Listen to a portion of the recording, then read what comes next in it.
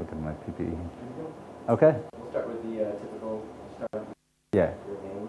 So I'm Mike Klecheski, and I'm the team leader of the provincial reconstruction team here in Diwaniya.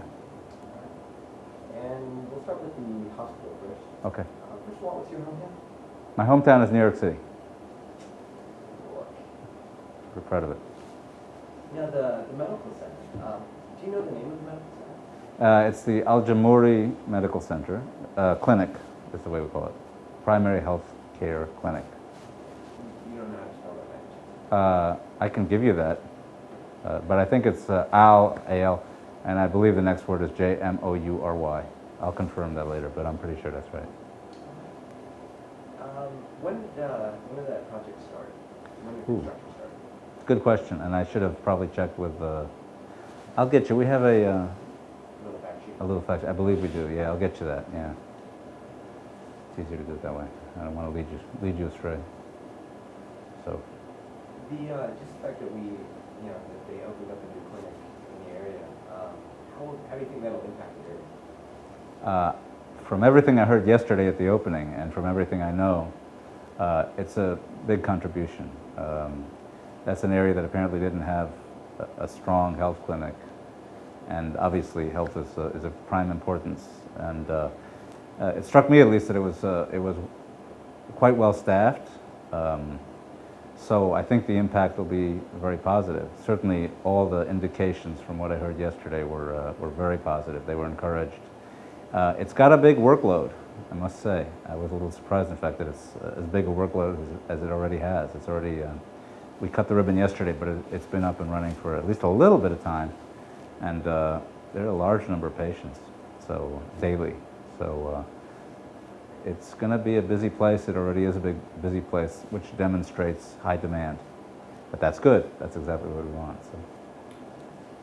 And just in a general sense, can you tell us a little bit about the facilities and what it offers? Sure. It's a primary health care clinic, so obviously it would provide emergency care to the very most limited extent.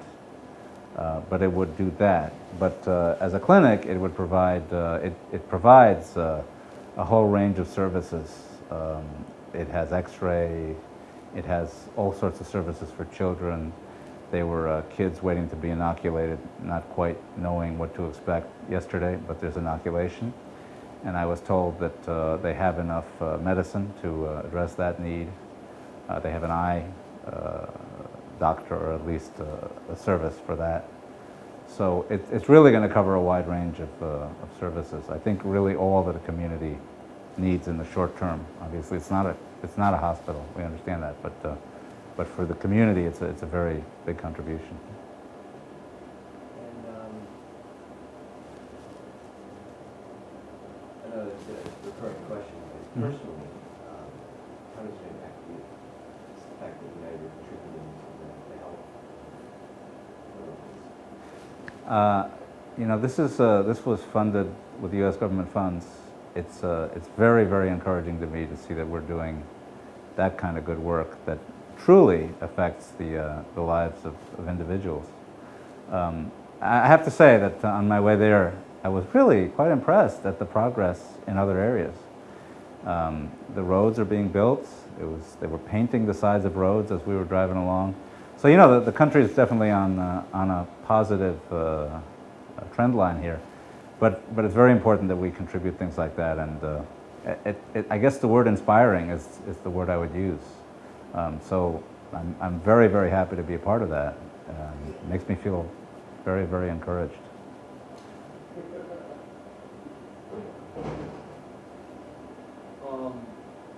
Was it just the funds that the U.S. contributed, or is it the Corps of Engineers helped? Good question. Also?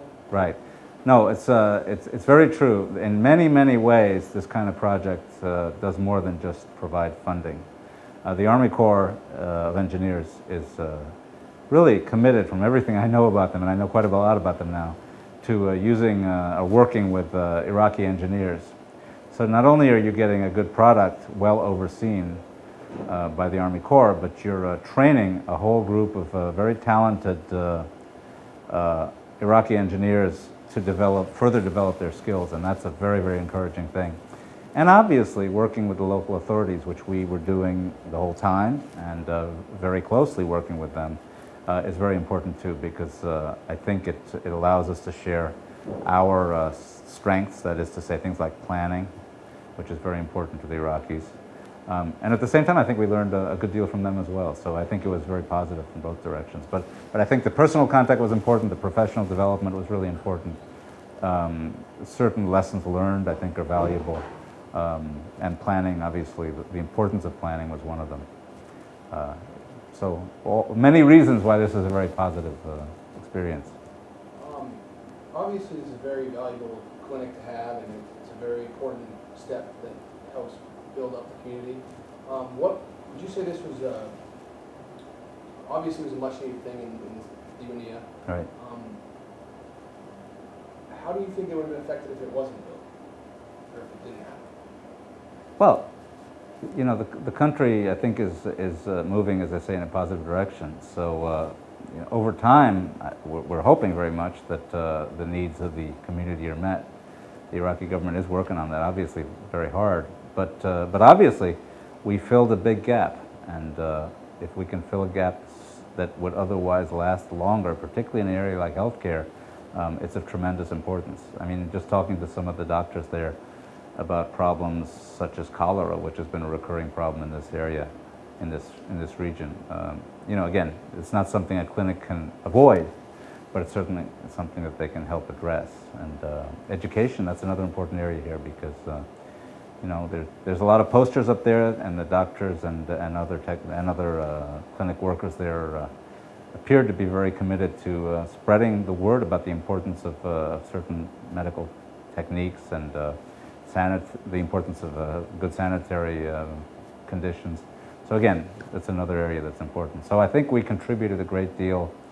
Eventually, of course, all needs we hope will be met. All needs are never met anywhere, but as many needs as possible will be met. But I think we responded very much to something that was very seriously needed in an important neighborhood of Diwaniya. And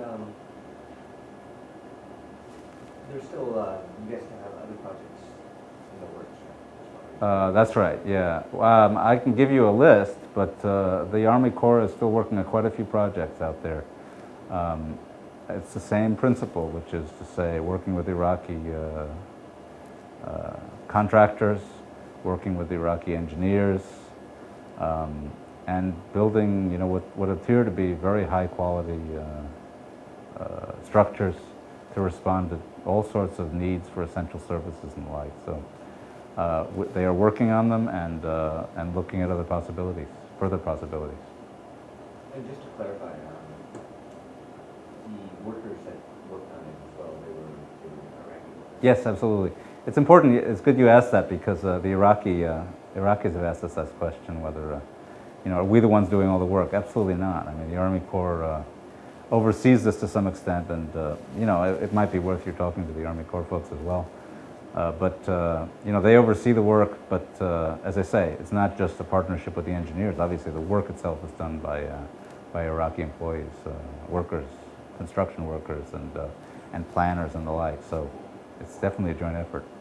And not only are we providing for the help, we're also stimulating the economy. Sure, no, absolutely. And it's not just short-term stimulation, because you know, developing people's skills is obviously, particularly in a field like engineering, that'll pay dividends for many years to come. So it's a big deal.